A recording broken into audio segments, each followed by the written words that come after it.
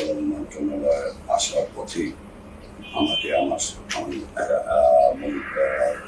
আমি একটি সংগঠন করি, সেটা হলো বাংলাদেশ আওয়ামী করি। আমার ওই এলাকা থেকে খবর এলো যে গোলাগুলি হচ্ছে। আমি সর্বপ্রথম তাদেরকে বলি যে এটি কুচকাওয়াজ যাবে। এরপরেও আবার টেনশন এলো, তখন ইতিমধ্যেই আমি প্রায় মন্ত্রণালয়ে গেটে চলে এসেছি, জাস্ট লেফট টার্ন করবো এমন একটি সময়। এই বিষয়ের উপরে আমাদেরকে একটা আলোচনা শুরু করা দরকার, তাদের সাথে তোমরা দুজন যাও, চেষ্টা করো। একটা পর্যায়ে আমরা দেখতেছিলাম যে গোলাগুলির শব্দ এবং ওদের ভেতর থেকেও মাইক চলছিল, আমাদের কানে আসছিল। আমার কাছে মনে হয়েছিল যে হ্যান্ড মাইকের শব্দ মিলান হয়ে গেছে, কেন আমরা অনেক দূরে। আমরা তখন পুলিশের ঊর্ধ্বতন কর্মকর্তাকে বললাম যে তাড়াতাড়ি করে কন্ট্রোলকে জানা, বড় মাইক যাতে শব্দটা ওদের কাছে যায়। আসলে আমি এই কারণেই বলছি যে টকটা কিভাবে ওপেন ওদের সঙ্গে। তো বড় মাইক আসলো, বড় মাইক আসার পরে মাইক থেকে যখন আমরা খুব শেল্টার থেকে, তখন প্রচন্ড গুলি চলছে। আমরা শেল্টার থেকে আমরা মাথাটা বের করে আমরা মাইকে অ্যানাউন্স করছি, মির্জাতুল সাহেব অ্যানাউন্স করছে যে বিডিআরের সদস্যরা আপনাদেরকে আলোচনায় আসতেই হবে, নতুবা আলোচনায় আসতে হবে। আমাদের টেলিফোন নাম্বার 777, এই নাম্বারে আপনারা আমাদের সঙ্গে যোগাযোগ করেন। ওরা ভিতর থেকে যা তা গালাগালি করছিল, আর মনে হচ্ছিল মাইকে যখন আমরা বলছি ওরা উত্তেজিত হয়ে ওরা প্রচন্ড গোলাগুলির সংখ্যা আরো বাড়িয়ে দিচ্ছে। তারপর আমরা হাল ছাড়িনি, ওরা অনেক কথা বলেছে, সেনাবাহিনী ধ্বংস করে দেবে, এই করবে, ঢাকা শহর উড়িয়ে দেব।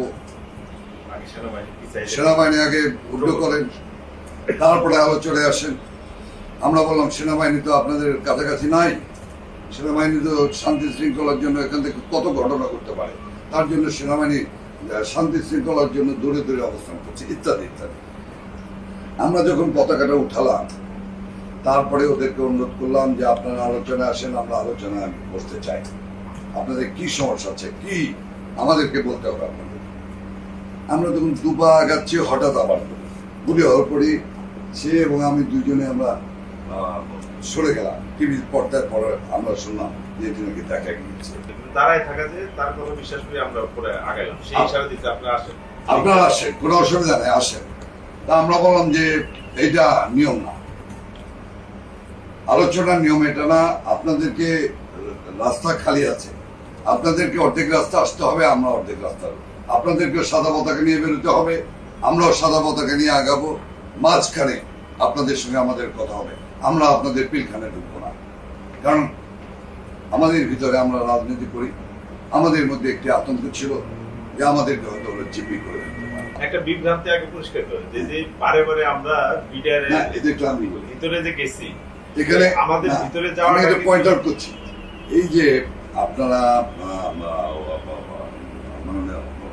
বলেছেন যে কয়েকবার আপনারা যাতায়াত করেছেন, আমি পয়েন্ট আউট করেছি এই কথাটা, এটা নিয়ে কিন্তু আসলে বিভ্রান্তি আছে যে আমরা বোধহয় বারে বারে যতবার আমরা কেটে গিয়েছি, মনে হচ্ছে গেটটা এমন ভাবেই করা, দূর থেকে অনেক দূরে তো সাংবাদিক দর্শক শ্রোতারা ছিল, ওনারা মনে করেছেন যে আমরা ভিতরে গিয়েছি। সরি টু সে যে আমরা কিন্তু আসলে ভিতরে যাইনি কখনো। আমি সে কথাই আপনাদেরকে জ্ঞাতার্থে দিচ্ছিলাম যে আমরা আমাদের মধ্যে একটি সেন্সেশন কাজ করেছে যে আমাদেরকে ওরা জিম্মি করে ফেলতে পারে। আমাদের দুজনকে যদি ওরা জিম্মি করে ফেলে, তাহলে ওদের জন্য ওদের যে বিষয়, ওদের যে ধ্যান ধারণা বা যে নিয়ে ওরা এই কাজটা করছে, তা ওদের জন্য আরো সহজ হতে পারে। আমার জীবনে আমি এই গালাগালি শুনি, যে গালাগালি সেদিন ওরা করেছে আমাদেরকে। একটা পর্যায়ে মানে আমি সরি যে আমি ভাষাটা আমি আনতে পারছি না, মানে এগুলো বস্তির ভাষা, এইসব ভাষা দিয়ে গালাগালি করে বলতেছে তোরা কারা, এই কুত্তার বাচ্চা, সরি আমি ভাষাগুলো বলতেছে এই কুত্তার বাচ্চা, তোরা কারা, তোকে প্রধানমন্ত্রীর পাঠা। এবং এই ক্লাসটার মুখে লাল কাপড় বাঁধা। আমরা বুঝলাম যে লাল কাপড়, একটি জিনিস বুঝতে পারলাম যে লাল কাপড় সাদা কাপড়ের মধ্যে কোনো, এবং দেখা গেল যে এরা খুব এক্সাইটেড এবং দে আর ভেরি মাচ ইয়াং। আরেকটা জিনিস হলো, এখানে কিন্তু বোঝা যাচ্ছে না কোনটা সেপাই, কোনটা দফাদার, কোনটা চকিদার, কোনটা ডিএডি, কোনটা এডি। আর ডিএডি শব্দটা কিন্তু আমি সর্বপ্রথম এই মানে 26 তারিখের পর আমি জেনেছি। আসলে এই র্যাঙ্কিং গ্রুপদের সঙ্গে তো আমরা কখনোই যোগাযোগ ছিল না। তো এই ডিএডি শব্দটাও কিন্তু পরিচিত হয়েছি এই ঘটনার পরিপ্রেক্ষিতে। যখন আলোচনা হচ্ছিল, যেটা ডিএডিও ওখানে নাই, কোনো ব্যাজ নাই, এনে সব মনে হচ্ছে আমাদের কাছে এক। আর চেহারা বুঝেও বোঝা যাচ্ছে না যে এটা ডিএডি বা এটা অফিসার। আমরা খুঁজছিলাম যে এর ভিতর ক্যাপ্টেনকে, একটা কমান্ডার, কিন্তু কমান্ডার পাই না। দেখি যে একটু বয়স্ক লোক যেগুলো, সেগুলো একটু দূরে সরে থাকে। আর এই ইয়াং গুলি যা ইচ্ছে তাই করতেছে, হ্যাঁ, ফায়ার করতেছে, চিৎকার করতেছে, সাউন্ড করতেছে। এমনকি প্রধানমন্ত্রীকে আপনাদের কাছে বলতে অসুবিধা নেই, অশালীন গালাগালি করছেন, অশালীন। এগুলো আমি মুখে আনতে পারবো না, সরি। মাননীয় প্রধানমন্ত্রীকে অশালীন ভাষায় গালাগালি করে, এটা কোনো ভদ্রলোকের সন্তান একটা মহিলাকে এই ভাষাগুলি ব্যবহার করে। ওরা যখন রাজি হচ্ছিল না, কেউ রাজি হচ্ছিল, কেউ হচ্ছিল না, তখন আমার কাছে মনে হচ্ছিল, আমার কাছে আমি ফ্ল্যাশব্যাক হয়েছে যে 7ই নভেম্বর। 7ই নভেম্বরের রাস্তায় আমরা বিভিন্ন ধরনের স্লোগান শুনেছি। একটি বহর যাচ্ছে কর্নেল তাহেরের পক্ষে স্লোগান দিয়ে, আরেকটি বহর যাচ্ছে জিয়া সাহেবের পক্ষে স্লোগান দিয়ে। আমরা দেখেছি বিভিন্ন ধরনের bifurcation of the army, within the army. আমরা দেখছি যে এই বহর যাচ্ছে জিয়া জিয়া জিয়া জিয়া করে, আরেকজন যাচ্ছে কর্নেল তাহের, হ্যাঁ, এইভাবে। তো আমার কাছে মনে হয়েছে যে ওই জায়গাটায় আসলে 2-3টা ধারা আছে। আমরা খুব সাহস পাচ্ছিলাম না। একটা পর্যায়ে তাদেরকে বললাম যে আপনাদেরকে গুলি বন্ধ করতে হবে, গোলাগুলি বন্ধ করতে হবে। তো তাই না, আলোচনায় যাওয়ার আগে আপনাদেরকে গোলাগুলি বন্ধ করতে হবে। ওরা বারবার দাবি করছিল প্রধানমন্ত্রীকে আসতে হবে আলোচনা, আমরা কেন যাবো? মানে তাদের যে হুঙ্কার গুলি এইভাবে না, কথাবার্তা গুলি যেভাবে বলছিল, মানে প্রধানমন্ত্রীকে আসতে আসতে হবে, আমরা কেন যাবো আলোচনা? এই আমরা খুব ধীর স্থির ভাবে যত কিছুই ওরা গালাগালি করছে, আমরা আস্তে আস্তে আস্তে আস্তে আস্তে একটা পর্যায়ে ওরা যখন রাজি হলো, ওরা একটা টিম করে দিল, তাই না? ওরা বললো যে একটা টিম, আপনার একটা প্রতিনিধিত্ব করে চলেন আপনারা আলোচনায়। আমরা এমন ভাবে আমাদের ভয় কাজ করছিল যে মানে যদি একটা সিভিল লোক দেখে, তাহলে ওরা যদি ভেবে বসে যে সেনাবাহিনীর লোক, তাহলে কিনা আমাদেরকে ফায়ার করবে। এরকম ওদের মধ্যে একটা এন্টি সেনাবাহিনী, একটা আর্মি, একটা সেন্টিমেন্ট কাজ করতেছিল। আমরা ওটাকে প্রাধান্য দিয়ে পরিস্থিতি কুল ডাউন করার জন্য আমরা ওনাদেরকে ওই জায়গাটা নিয়ে, ওনারা আমাদেরকে একটা পর্যায় পর্যন্ত পৌঁছে দেওয়া, ওনারা আবার ব্যাক করেছে, বা ওই ফুটপাতে ওনারা বসেছেন।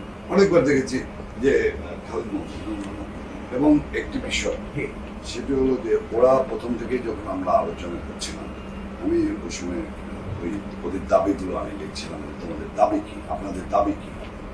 ওরা যে বিষয়গুলি বলছিল সেটা হলো সকল শরীরদের সাধারণত করতে হবে,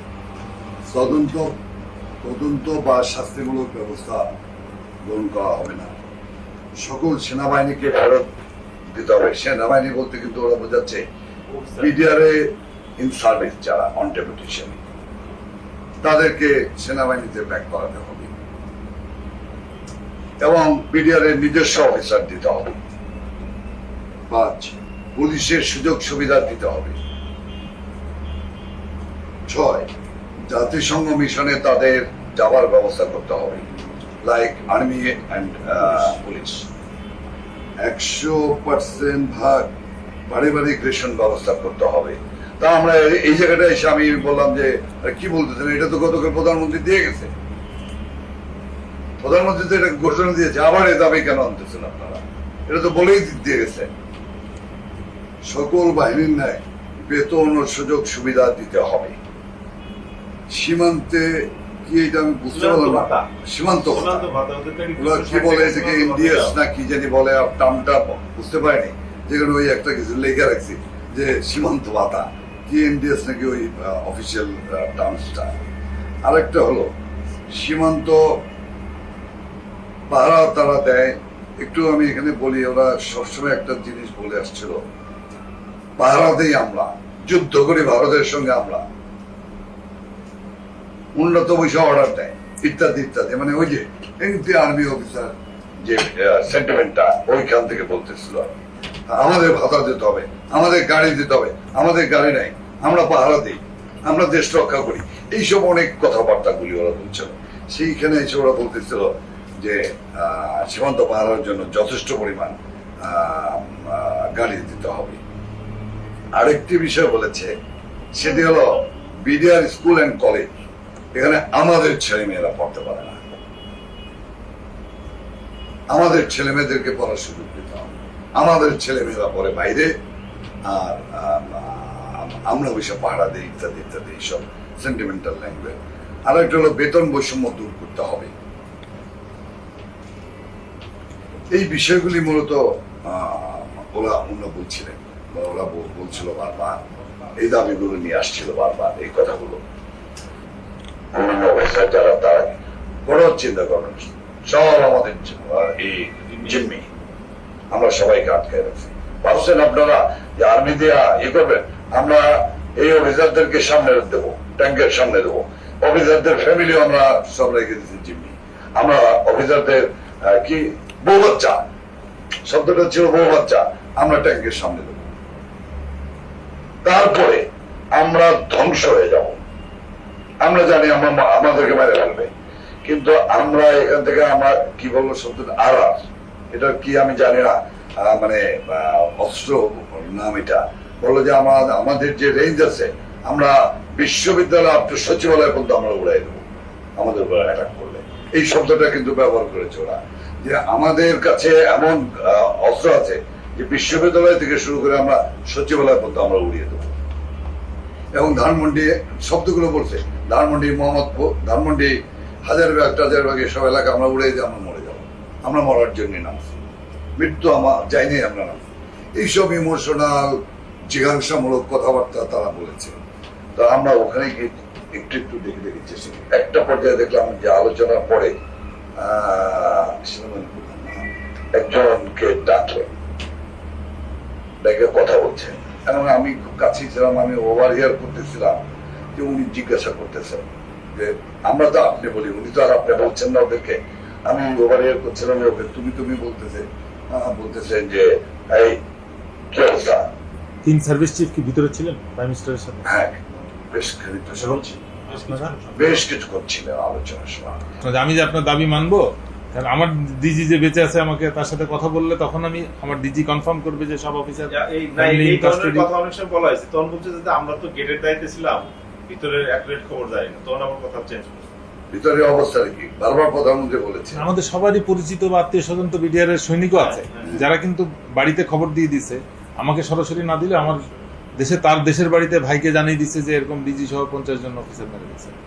এবং একটা পর্যায়ে ওরা এত ওই যে একটা তখন কিন্তু মানে খালি পায়ে একটা ছেলে, আর একটা ছেলে ছিল ওর বাড়ি, একটা পর্যায়ে এত বেয়াদবি করলো যে আমি আসলে জিজ্ঞাসা করছি যে তোমার আপনার বাড়ি কোথায়, আপনি ঢুকলেন কোনিয়ারে, বিডিআরে ঢুকছেন কোনিয়ারে, তো বললো কোনিয়ারের জন্য 2 সনে কালো মতো বেটে গাইডা গুইডা, ওর চেহারাটা দেখে মনে হচ্ছিল যে একটা মানে একটা আসছেই ও যুদ্ধ করার জন্য, সে প্রধানমন্ত্রী ও গাড়ি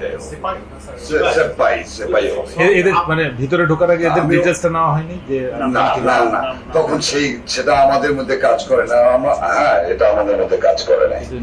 3 অথবা 4 এই মুহূর্তে আমার মেমোরিতে কাজ করে, 3 অথবা 4জন ছিলেন ভিতরে দাঁড়ানো। তারা কিন্তু যতই বলছে ওরা সবাই চলে গেছে, কিন্তু ওরা ধারায় দাঁড়িয়েছিল। আমরা বলছি যে সেনাবাহিনীর লোক ঢুকবে, মাননীয় প্রধানমন্ত্রীর তরফ থেকে বলা হচ্ছে সেনাবাহিনীর লোক যাবে, তাদের কাছে সারেন্ডার করবে এবং পুলিশে আইজিবি সঙ্গে থাকবে, কিন্তু ওরা এটা মানতে রাজি না। ওদের কথা ছিল যে না আর্মি, এই যে আমি যেটা গোড়া থেকে শুরু থেকে আপনাদেরকে বলছিলাম যে একটা বিষয় প্রাধান্য দিচ্ছিলাম যে এনটি আর্মি একটা মানে ওদের ভিতরে একটা ব্যাপার ছিল সবসময়। ওরা পট করে প্রস্তাব দিয়ে বসলো যে পুলিশের কাছে আমরা সারেন্ডার করবো, কিন্তু আর্মির কাছে আমরা সারেন্ডার করবো না। ওইখানে আলোচনা হয়েছে। তারপরে এই কাজটা অস্ত্রটা কে দায়িত্ব নিয়ে একখানে করবে, তখন ওদের মধ্যে কথা হলো যে স্যার আছে, স্যারকে উনি ডিএডি স্যার, এই তখন বোঝা গেল ডিএডি র্যাঙ্ক কি, আপাও জিজ্ঞেস করছে ডিএডি সে কি, পরে বলতে সিপাহী থেকে অফিসার। সে বিএডি এবং সে হলো ওই জায়গার যে ওর মধ্যে বুঝলাম যে সিপাহি থেকে অফিসার 2-3 জন, একমি 2-3 জনের মধ্যে আবার তৌহিদ যে সে হলো সিনিয়র।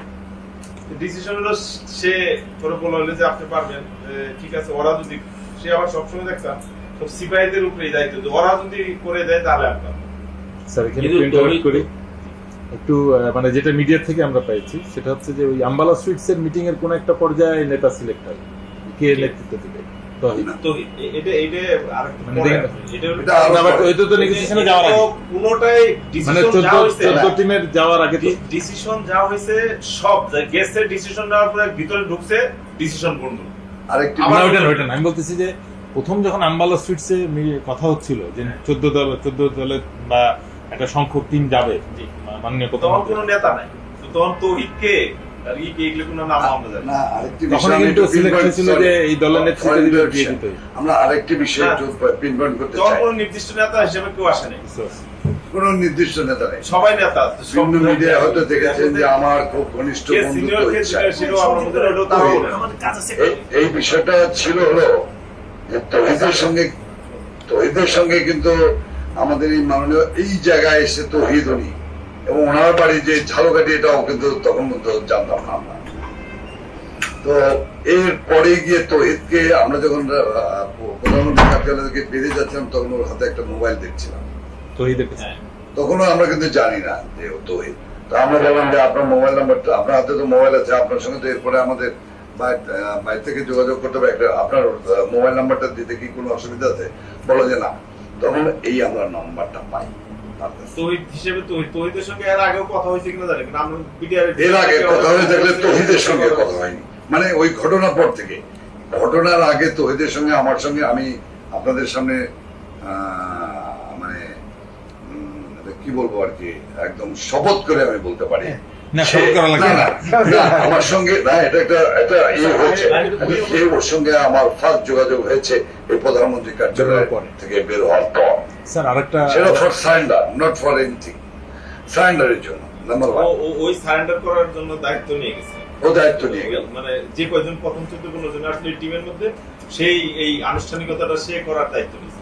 এত বড় একটা নেগোসিয়েশন হলো, ডিজি এবং অফিসার বা ফ্যামিলিদের বেরিয়ে আসার ব্যাপারে কোনো আপনার সবই- স্টেটমেন্ট তো ছিল না, শিওর বা অল না বলছি যে আপনার মানে মানে এটা নেগোসিয়েশন ডিলের মধ্যে এটা হলো না কেন, যে ঠিক আছে তোমরা এটা রাখো, এটা ছাড়ো, অস্ত্র দাও, এই কন্ডিশনস টার্মস অফ কন্ডিশনস জিম্মি সবাইকে ছেড়ে দিবে। না, তাহলে তো কেউ যাবে নিয়ে আসবে বা ডিজির সাথে কথা হবে, আচ্ছা ঠিক আছে সাধারণ ক্ষমা হবে, কিন্তু তার আগে আমি ডিজির সাথে কথা বলে হ্যাঁ, কিন্তু সেই পরিপ্রেক্ষিতে কিন্তু ওনারা ঢুকলেন মাননীয় স্বরাষ্ট্রমন্ত্রী মহোদয়। না ওইটা না, এবং ওইটা আমি না। বলতেছি যখন সাধারণ ক্ষমা ঘোষণার আগে অ্যাটলিস্ট লাস্ট একটা কন্ডিশন হওয়া উচিত ছিল যে আমি ডিজি যেহেতু আটকাছে বলতেছো, সুতরাং তোমাদের কাউকে পাঠাও, ডিজির সাথে আমি কথা বলে নিশ্চিত হতে চাই। মানে তখন কিন্তু অলরেডি দেশের 16 কোটি মানুষ কোনো না কোনো ভাবে আন্দাজ করে ফেলছে যে ডিজি মারা গেছে। 4টার সময় প্রাইম মিনিস্টার অফিসে যখন আলাপ হয়, তা এই আলাপের মধ্যে ডিজির মৃত্যুর বিষয়টা আসলো না কি করে, বা অল ইন্টেলিজেন্স সোর্সেস মিস করলো কি করে, যে আপনার কোনো প্রেস ব্রিফিং এও এটা আসলো না অফিসার আসছে। বা ফ্যামিলি? সরি, আসছে, আমি এই যে সেটা আমার কাছে আপনার প্রেস ব্রিফিং এ এসছে। শুধু জিম্মির ব্যাপার আসছে, বা ডিজি বা তার অন্যান্য অফিসারদের রিলিজের যারা ব্যাপারে আটক আছেন তাদেরকে পার্টিকুলার ডিজি কথা বলা হয়নি স্যার। আমার কথাই নাই, কিন্তু বলা ছিল যাদেরকে জিম্মি হ্যাঁ জিম্মি করছেন, জিম্মি। But it was A casual তাদেরকে বাইরে আসতে নট না যে দিতে হবে। অফিসার ওকে ডিজি তাদেরকে এবং বাইরে অফিসাররা আসতে ফেরত দিতে আসবে, হবে। অথবা 10 জন থাকবে, ঠিক বাকিরা আছে। আটকা কিন্তু ওই DG being the main centre focal point of year, আমাদের কিন্তু প্রথমে আসলে ডিজি আছে কিনা, তো এই জিনিসটা কিন্তু কোথাও কোনো প্রেস ব্রিফিং এ কোথাও মানে সাধারণ ক্ষমার আগে তো এই কন্ডিশন হতে হবে, যেটা হত্যাকারী তো সাধারণ ক্ষমা পেতে পারে। অল এরকম কিন্তু আলোচনা হয়েছে, কিন্তু পার্টিকুলারলি ডিজি বলানের শুধু ওখানে বলা ছিল যে যে সকল মহিলা, শিশু এবং অফিসাররা যারা জি, আমি আই এগ্রি জিম্মি উইথ ইউ, আছে, এক্স্যাক্টলি আপনি একটা কথা বলছেন। হ্যাঁ, জিম্মি এই শব্দটা বলা হচ্ছে। আপনি বলেছেন যে যে সমস্ত মহিলা, শিশু, but you never talked about office DG এবং অন্যান্য অফিসার। ডিজি মেইন হোস্টেজ বাদ পড়ে গেল। পার্টিকুলার ডিজি নামটা ওই জায়গাটায় না আমার ইয়েছে, মানে আমার একটা বা আমাদের আমাদের তো আমরা অনেকেরই কিন্তু কনফিউশন এটা স্যার, আমি কিন্তু আমাদের দুর্বলতা, আমাদের লিমিটেশনটা বুঝতে হবে। আমরাও কিন্তু সিভিল না, কিন্তু এই যে মিডিয়াতে বা যেখানেই হোক প্রথমেই কিন্তু সব জায়গায় লেখা আছে ডিজি সহ অন্যান্য অফিসার মারা গেছে, প্রথমে কিন্তু এই কথা লেখা আছে, তাই সবারই স্ট্রাইক করছে ডিজি, তো ওইখানে নেগোসিয়েশনে ফার্স্টই কথা আসার কথা কিন্তু ডিজির কথা। অন্য অফিসে কি আছে কিন্তু আমরা কেউ জানি, but DG is there, general শাকিলকে সবাই চিনে স্যার। ফ্যামিলি বলতে ডিজির পরিবার এবং বাকিদের আসার কথা। ইনফ্যাক্ট যেটা আমরা কিন্তু ওখানে ডিজি সবসময় ওরা কিন্তু ওদেরকে জিজ্ঞাসা করায়, ওরা সবসময় বলে গেছে না, বাট আমি বলছি নেগোসিয়েশন সাধারণ ক্ষমার আগের কন্ডিশনটা হওয়া উচিত ছিল যে আমরা ডিজির সাথে অ্যাটলিস্ট কথা বলবো, তারপরে সাধারণ ক্ষমাটা ঘোষণা করবো। এটা বিষয় মানে ছিল, এটা কিন্তু মানে প্রধানমন্ত্রী সবার মনে এই প্রশ্ন প্রধানমন্ত্রী যে মেইন বাইরে হোস্টেসটার ব্যাপারে কোনো সিদ্ধান্ত ছাড়া সাধারণ ক্ষমা আসলো কি? আমরা ওখানে যাবার পরে কিন্তু একটি শব্দ ব্যবহার করি, একটা শব্দ আমরা ওই আলোচনায় আর ব্যাপার হচ্ছে ওই সময় ওদের বিষয়টি সঙ্গে হয়ে গেল তিন বাহিনী প্রধান আর মাননীয় সাধারণ ক্ষমা, এই সাধারণ ক্ষমাটা এটা ওই সময় ঘোষণা দেওয়াটা যদি এটা আসলে টেকনিক হিসেবে আসলে ইউজ করা হয়েছে। না তাহলে না, সাধারণ ক্ষমার অল্টারনেটিভ যেটা ছিল দাবি যে সরকার তাহলে কি নিল তাদের? সরকার তো ওদের সঙ্গে কথা দেওয়া হয়েছে অস্ত্র সমর্পণ করবে, না, জিম্মি but যারা আছে এখানে সবাইকে স্যার মুক্তি আপনার দিবে। বেয়াদবি না করলে মনে করলে স্যার একটু কথা বলতে চাই। সত্যিকার অর্থে কিন্তু তারা তাদের সমস্ত দাবি দাওয়া নিয়ে গেছে, সরকার কিছু নিতে পারে না, কেন তারা ডিএটির কাছে অস্ত্র দিবে।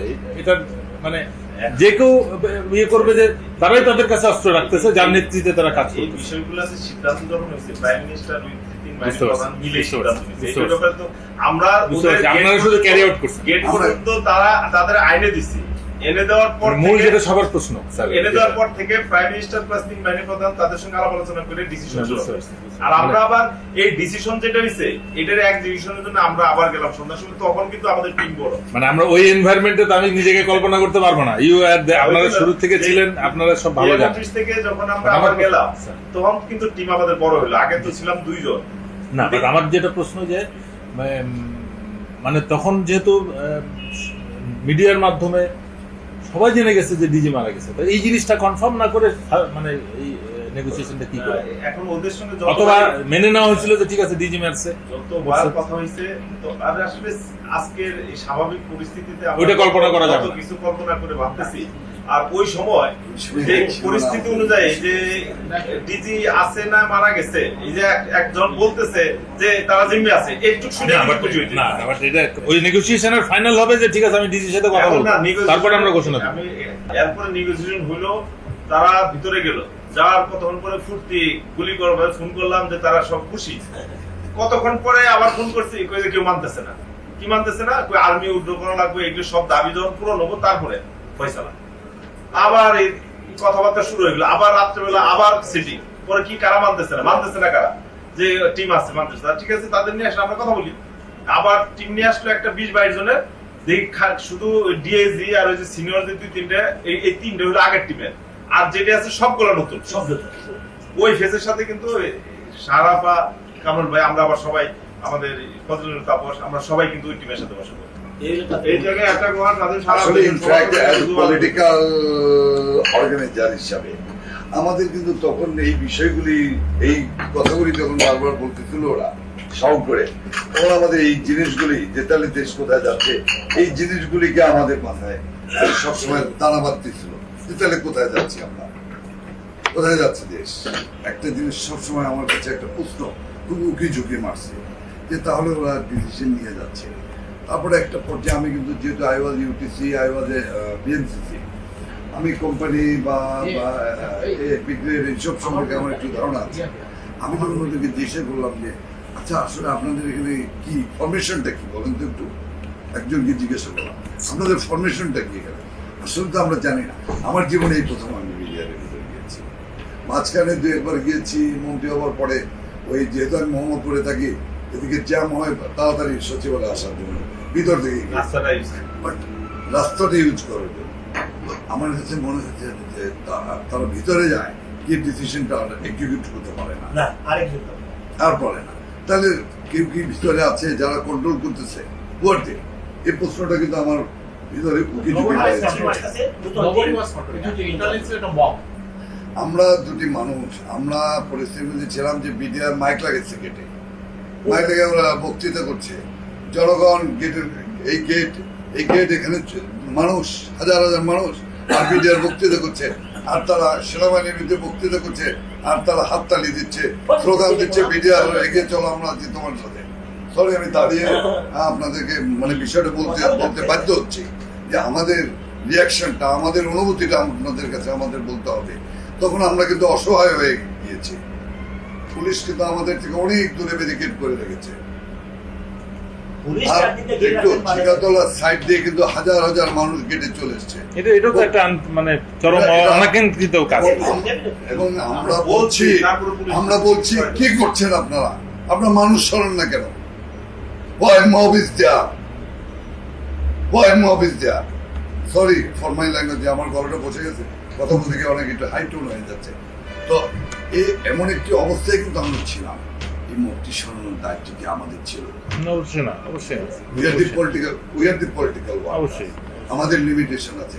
আমাকে যদি বলেন যে এখন এই 0 পয়েন্ট থেকে মিছিল বের করতে হবে, দ্যাট উই ক্যান। আরেকটা প্লিজ, সেটা হলো যে এই যে মিছিলগুলি হচ্ছিল, এই মিছিলটা কারা করেছে এবং ওখানে কেন মানে মবকে ব্যারিকেডেড করা হলো না? বিডিআরকে কেন ইন্সপায়ার করা হলো? হাততালি দিয়ে, করতালি দিয়ে, স্লোগান দিয়ে, বক্তৃতা দিয়ে।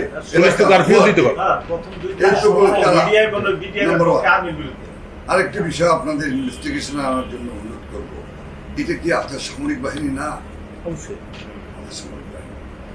আর এর উত্তরটা কি আপনার কাছে? আমি কিন্তু সিভিলিয়ান। আমি একটু প্লিজ, আমি আপনাদের কাছে প্রশ্ন রাখতে চাই, এর যে কুত্তা, এটা কি আপনার? যে আর্মস আমি দেখেছি, যে আর্মস যে অ্যামিনেশন আমি দেখেছি, আপনি জিজ্ঞাসা করলে জানতে পারবেন। Additional DG RAB mister colonel Reza সাহেব, আমি তাকে বলেছি, রেজা সাহেব যেভাবে হোক চারিদিক ব্যারিকেড দেন। ইভেন পুলিশ যখন রাতে পুলিশকে যখন আমরা 26 তারিখ রেখে আছি, আমি রেজা সাহেবকে বললাম, রেজা সাহেব পুলিশ রেখে গেলাম, সরি এখানে পুলিশের কেউ থাকলে আমি কোনো ডিভিশন করছি না বা অবিশ্বাসের বিষয়টা বলছি না, আমি বলছিলাম এমন ভাবে আর্মসগুলো পড়ে আছে, গ্রেনেড পড়ে আছে। আমি বললাম যে পাশাপাশি আপনাদের লোক দেন, ডুয়েল থাকুক, এই আর্মস কিন্তু হিসাব নাই, এই গ্রেনেডের কোনো হিসাব নাই, এই গ্রেনেড কিন্তু বাইরে চলে যাবে, এরপরে আমাদের উপর মারবে। এটা কিন্তু এটা হলো আমাদের অনুভূতির কথা আমি বলছি। এটার ভিতরে যুক্তি না থাকতে পারে, এটার ভিতরে আইনগত কোনো ব্যাপার না থাকতে পারে, কিন্তু আমাদের অনুভূতি থেকে এই কথাগুলো আমরা বলেছি। আমরা যখন ঢুকলাম 26 তারিখ, আমাদেরকে মাননীয় প্রধানমন্ত্রী নির্দেশ দিচ্ছে, তোমরা মাইকিং করো, অমুক অমুক আছে, ম্যান হোলের ভিতর মেজর অমুক আছে। আমরা অ্যানাউন্স করছি, একটু মেজর মন্ডি সাহেব আপনি ম্যান হোলের ভিতরে চুঙ্গা ঢুকাই দিয়া মাইকে, আমি অমুক বলছি, আমি অমুক বলছি, আপনি বেরিয়ে আসেন, এখন পিলখানা সম্পূর্ণ আমাদের নিয়ন্ত্রণে, আপনার কোনো ভয়ের কারণ নাই। কি অর্পিতা আমাদেরকে বলা হলো, যখন আমরা জানালাম যে বের হচ্ছে না, তখন বললো কনফার্ম ওখানে আছে, তোমরা এখন বলো যে অর্পিতার বাবা, অর্পিতা না কি একটা নাম বলো আমার নাই, তার বাচ্চার নাম ধরে বলতে বললো দরবার হলের কাছে। আমি চিৎকার করে বলছি বেরিয়ে আসে, ইউ বিলিভ মি, উনি যখন একজন ভদ্রলোক পরে জানলাম ওনার নাম, বেরিয়ে আসছেন, আমি আবার দাঁড়াতে পারছিলাম, উনি আসছে, একটা লোক উঠে আসলো এইভাবে, দাঁড়াতে পারতো পড়ে যাচ্ছে। কোথায়? আমি কিন্তু এই ঘটনাটা বলছি এই কারণে, ওনাকে ধরে বসলাম 36 ঘন্টা উইদাউট অর্ডার, ওনাকে ধরে বসলাম, জড়ায় ধরলাম, ওনাকে জড়ায় ধরে বললাম, আপনি জেন্টলম্যান, আপনি কিন্তু আর্মি অফিসার, বিকুল নর্মাল হওয়া, এই পানি পানি পানি বলে চিৎকার করলাম, পানি, উনি একটু পানি খেলেন। আমি বললাম, হোয়াট, আপনি আর্মি পার্সোনাল হয়ে আপনি পানি, আপনি পুরা পানি লেখেন, দেখুন আপনি ঠিক হয়ে গেছেন, নর্মাল হয়ে গেছেন। কারণ এই যে পানিও তো খাইনি এর মধ্যে, আমার এটা হলো যে ওনাকে পানিটা খাওয়ালে উনি একটু রিকভার করবে। তো পানি খাওয়ার পরে বলুন যে আমি কোথায় যাবো কি, উনি তো বললো না, আচ্ছা মেজর মনির, উনি বলতেছেন, আচ্ছা আমি বলেন তো আমি যাবো কিভাবে, আমার কাছে তো কোনো টাকা নাই, আমাকে কি আপনারা 100টা টাকা দিতে পারবেন? সরি যে আমাকে ইমোশনাল কথা বলতে হচ্ছে, আমার পকেটে টাকা ছিল, আমি বের করে ওনাকে 1000 টাকা দিলাম, নিতে চাইলেন না, আমি পকেটে ঢুকাই দিলাম, in this time MP রহমতুল্লাহ। রহমতুল্লাহ সাহেবকে ডাকলাম, হ্যাঁ রহমতুল্লাহ ভাই এদিকে আসেন। আপনি থাকা দরকার নেই। আপনার এখানে থাকার দরকার নেই, আপনি এক্ষুনি ওনাকে নিয়ে ওনার বাড়িতে পৌঁছে দেবেন। আপনাকে গাড়ি আছে না? বলে হ্যাঁ আছে। আমি বললাম যে আপনি ভাই ওঠেন, আমি আর আজম বললাম আপনি ওঠেন। না, আপনি যখন কাউকে বলবেন একে ধরো, তখন তার নামে 5টা রিপোর্ট লেখা হবে। আমাদের পিছনে যে ইন্টেলিজেন্স দেওয়া হয়, যে ইন্টেলিজেন্স কাজ করে, আপনি জিজ্ঞাসা করেন এখন যে জাহাঙ্গীর কবির নানক কোথায় আছে, আজকে সকালে কোথায় কোথায় গেছিল, গতকাল ঢাকা ক্লাবে গেছিল কিনা, না গুলশান ক্লাবে গেছিল, কতক্ষণ ছিল, কার কার সঙ্গে কথা বলেছে, পারবে না। এই যে স্যার এটা তো ঠিক বলেছেন। স্যার এটা কি ইন্টেলিজেন্স? স্যার এটা তো এটা শুধু পলিটিক্যাল না, but আপনারা কথা বলছেন না। স্যার এটা স্যার তো- এগুলো একটু বলেন স্যার, আমরা চাই স্যার। না স্যার এটা তো আপনারা অনেক হাই লেভেলে আছেন স্যার, এটা আমাদের লেভেলেও কিন্তু এই জিনিসটা আপনাদেরকে করা হয়। একটা কথা বলতে পারি, অফ দি রেকর্ড কথা, স্যার। এগুলো আমরা বলবো, মরে গেল বলবো, চিৎকার করে বলবো। যত দ্রুত বলবেন তত ভালো, নাহলে কিন্তু স্যার আবার দুর্ঘটনা ঘটবে। এটা স্যার আমি আমার তরফ থেকে কিন্তু বলতেছি, and will be first target and you will be বন্ধ next. করার কারো দায়িত্ব নেই। এই যে 26 তারিখ থেকে 27 তারিখ থেকে শুরু হলো, 26 তারিখ যে SMS গুলো গেল সমস্ত জায়গায়, এগুলো কি আপনারা জানেন না যে বিশেষ SMS গেছে সব ক্যান্টনমেন্টে?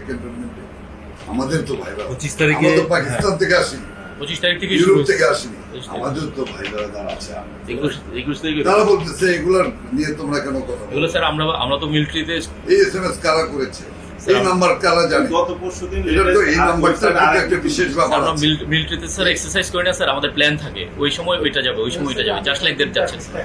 Why? What the? আপনারা একটি তদন্ত করলে বের করে ফেলতে পারবেন যে কত সুন্দর প্রচারণা চলেছে। সে প্রচারণা অপপ্রচার বলবো আমি, ডিডি তো হই আমার সামনে ডাকে, বলদ তো হয়েছে যে আমার সে বন্ধু ছিল, অথবা আমার সঙ্গে তার না, এটা আমরা কোনোদিন পরিচয় ছিল। তাহলে এই প্রচারণা কারা চালিয়েছে? কোত্থেকে চালানো হলো? খালি কি টেলিভিশন চ্যানেলগুলি চালিয়েছে? আরো কেউ বলেছে, আরো কোথাও থেকে বলেছে, কারা বলেছে, কেন বলেছে, কেন বিভ্রান্ত করা হলো, কেন আমার বুকের ভিতরে ব্যথা দেওয়া হলো? আপনার কি ধারণা যে এই সমস্ত অর্গানাইজেশন গুলো যদি যোগ্য লোকের হাতে থাকতো তাহলে এই ব্যর্থতা হতো না? Would you recommend to the government?